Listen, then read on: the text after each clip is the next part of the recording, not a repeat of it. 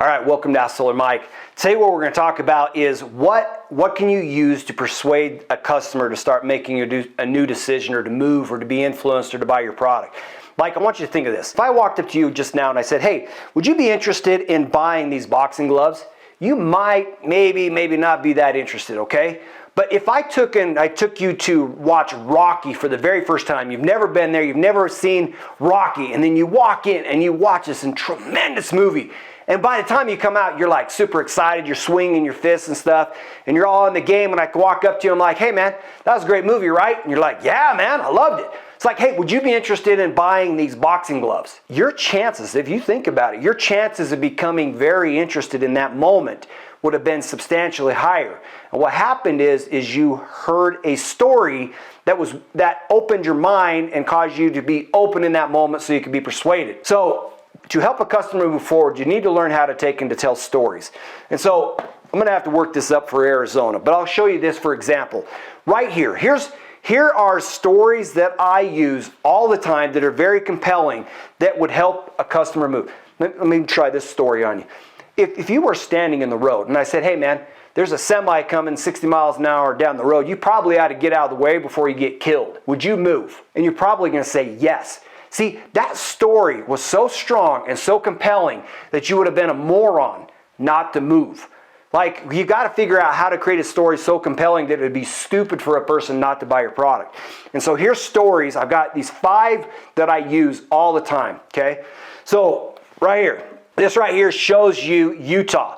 The demand or the amount of people that are moving into Utah, whether it's Utah, Arizona, this entire western part of the United States, maybe except California because everybody's moving out of there. But have you noticed how many homes are actually getting built here in the western part of the United States, or like here in Utah? Like, we've been building homes just constantly, nonstop. And all those homes that get built, what do you think the chances are that every one of them want electricity? See, it's very high. See, I'm using these trial closes. I want your head to start going yes, yes, yes, yes, yes, yes, yes, yes, like this. So I'm going to do this whole bunch. What do you think the chances are that every one of these homes is going to want electricity? It's very high, right? And so what's happening is because we built so many homes, there's just a really increased demand for electricity. So the demand's gone up considerably. Then what we have here is we have these electric vehicles. So an electric vehicle, and I'm going to put these slides down below so you can see it and have access to it. But these electric vehicles, they have an adoption rate that are 10 times what a combustion engine had. And so what this means is, like, every time you see an electric vehicle, think of 25 refrigerators being plugged in. And these things are coming on so fast. Within the next 2 years, America is going to have the equivalent of 66 million refrigerators plugged in to be able to power all these electric vehicles. And so the demand is high. Like, what do you think the chances are that somebody who gets an EV is probably going to be interested in having electricity to power? See, it's very high. So we have this huge increase in demand. But on the backside, one of the problems that we have, the federal government, everybody in the world is concerned about climate change. And so the federal government's like, we got to reduce our carbon footprint, and they're attacking us. And right here, this is in 2021. This is showing the number of coal-fired plants that got shut down. So basically, in 2021, we shut down enough coal-fired plants that 1.1 million people have now had to go find an alternative source of power to be able to power their homes and stuff. That's how many happened in 2021. In 2022, we shut down a whole bunch more coal-fired plants. So we shut down the equivalent of 1.3 million people all of a sudden lost the power that they used to power their home. Pretty considerable. So put it in context.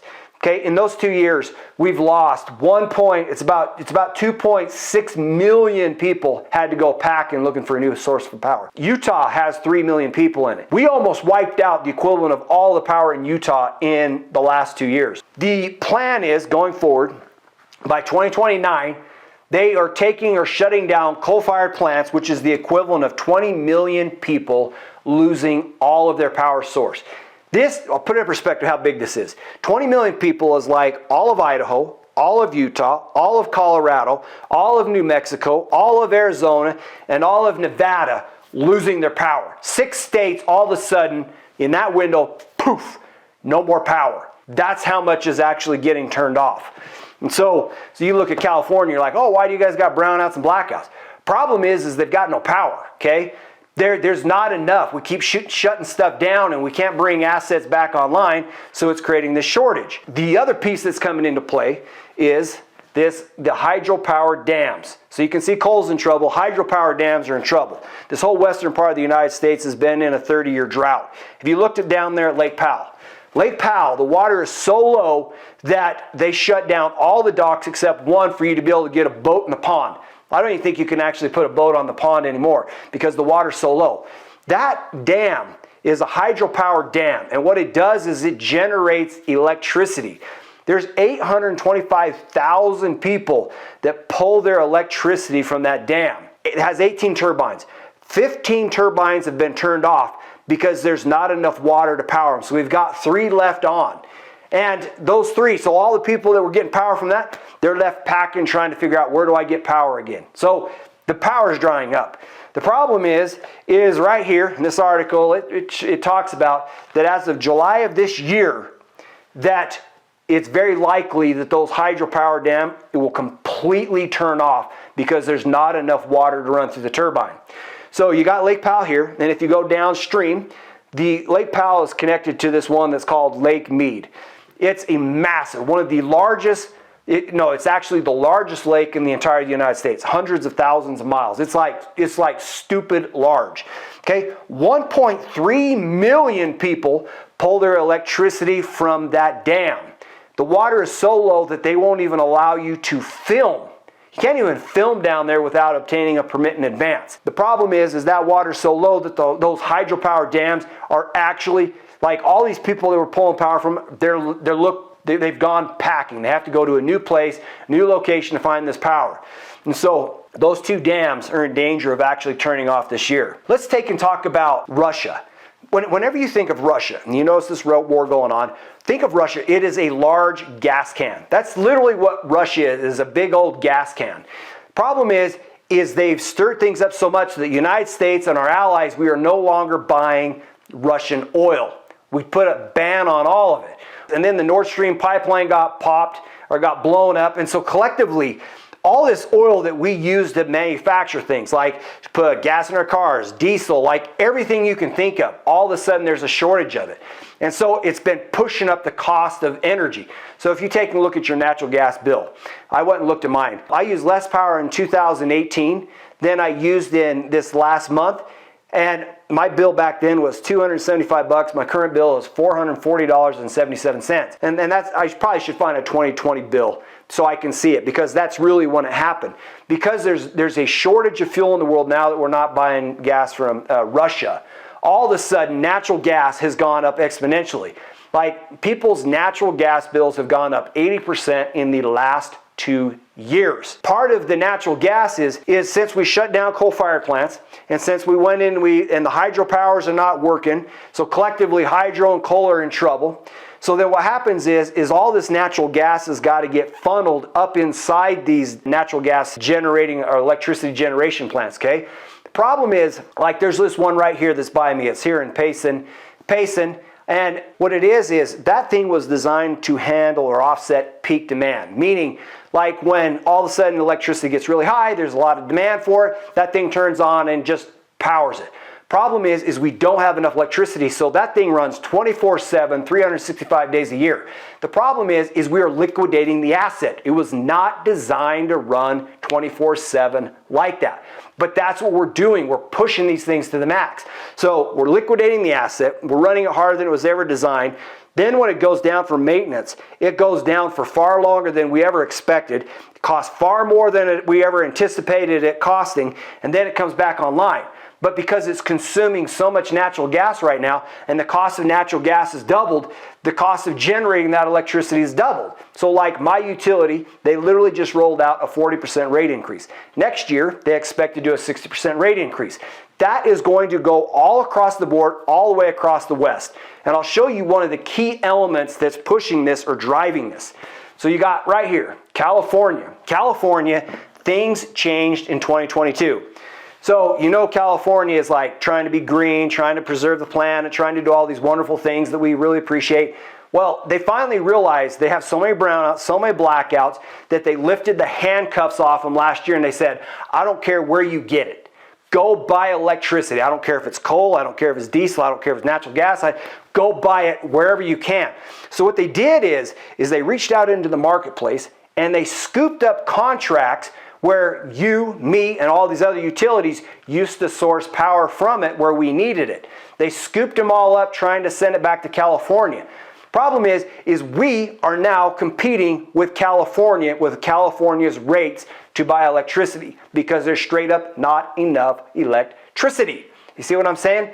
So that's one of the things that changed last year. If you think about it, electricity in California is about 3 times as expensive, meaning they have a very fat budget to be able to work with to compete. So like my utility, for example, historically they were producing, like they've been manufacturing electricity around 9 cents a kilowatt hour, okay? When they had to go buy electricity and compete with us in California in a single week, they were selling it to us at wholesale cost. These 9 cents, they bought it at 47 cents a kilowatt hour. And then they turned around and fed it back into us. They lost $650,000 in a single week when that happened. Okay, there's cities all across Utah that lost $2 million all the way up to $6 million.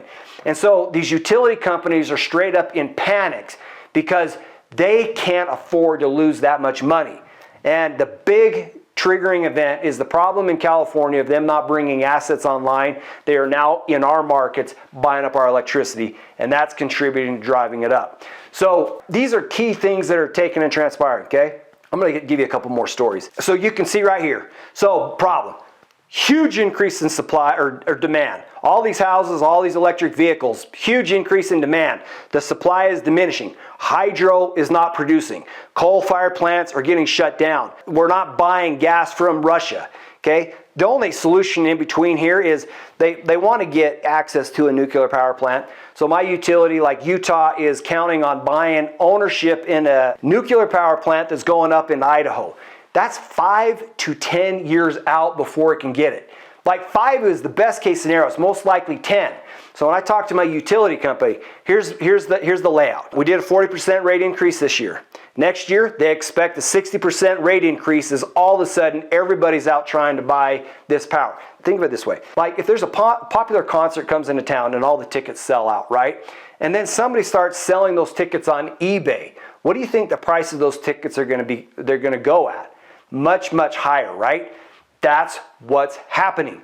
We're going into the open market trying to buy the electricity we need, and we're sourcing it at whatever anybody else is willing to pay. And as a result, pop, all of a sudden the cost of the stuff goes way up. So you can see houses, EVs, that huge demand. Hydro's dropping. Coal-fired plants are getting shut down. We're not buying natural gas anymore or Russian oil anymore. And so our supply of oil is dropping. Like there's no investor out there. So if somebody came in and said, I'm going to build a coal-fired plant, they're going to spend 10 years getting this thing all set up, built, and then they expect 50 years for it to be able to run so that they can make a profit. Nobody's going to go buy that coal-fired plant. Nobody will build it. It's like it's too dangerous.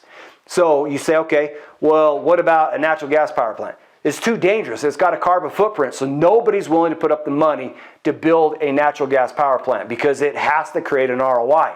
So then we're holding out for nuclear to come online. That's about 10 years out. So this is what my utility company says. Look, 40% rate increase this year. Expect a 60% rate increase next year and double-digit rate increases over the next 10 years before they have a chance of getting a nuclear resource online. You would think that we could not be so stupid, but the truth is we are. Like watch a YouTube video and you see two drunk dudes, right? One lays on the back, puts a little golf tee in his mouth, golf ball on top of it, and another guy swings a 200-mile-an-hour golf club, knocking it off his face, okay? Stupid.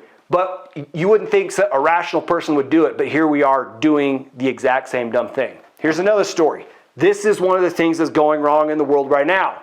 So right there, this right here, when they built the grid, it was built in the 1950s. This grid was designed to last 50 years. When the 50-year mark is right around the year 2000. And what it means is, like, we're at 2023. We are 23 years beyond the estimated useful life of the grid. And what it's doing is it's accelerating grid failures across the entire United States. So the U.S. Department of Energy said, how much would it cost to fix the grid? They came back and said $7 trillion. You take $7 trillion divided by the homes in America, that's $130,000 a home. Like, can you see the problem? Like $130,000 per condo, per apartment, per home, per every single unit. So collectively, that's it. We have a major problem coming together, and it's all falling apart. Those are stories that I take and share with people. I'll share this one more with you. They go out and they do a comprehensive analysis across the entire United States trying to figure out where we are with our grid. This orange part is at an elevated risk. And what this means is the whole western part of the United States all the way up through Canada is an elevated risk. The reason it's an elevated risk is there's not enough power to power it. The demand keeps growing, the supply keeps shrinking, and then it's orange because we don't have enough power. Look at Texas. In 2021, big storm went out there, blew out everything, people died, they froze. 2 weeks ago, big storm came down, hit it again, people froze. Like, we have a recurring problem because the grid is falling apart. All those fires in California, literally keep happening over and over and over again. It has to do with the infrastructure failing. So like, things are wearing out. Then all of a sudden it causes a spark. It causes this thing to catch fire. And it's fire after fire after fire. The utility company, PG&E, is now in their third bankruptcy right now because they say that they didn't do a good job maintaining the grid. Well, they don't have the money to fix it. Like, the way it's being allocated or being dealt with doesn't make any sense. And so that right there is exactly what I'm talking about when this grid becomes weak, fragile, it starts failing. Okay, I just told you story after story after story after story. Those stories will cause people to be persuaded and moved. Pay attention to the news. Watch what's going on. Pay attention in your neighborhood, your locations, like whatever it is. Because there are stories or things that are coming along. I call these smoking guns because the evidence becomes so compelling that you should make a decision and move. I tell you, there's a truck coming down the road, it's going to hit you. You should get out of the way.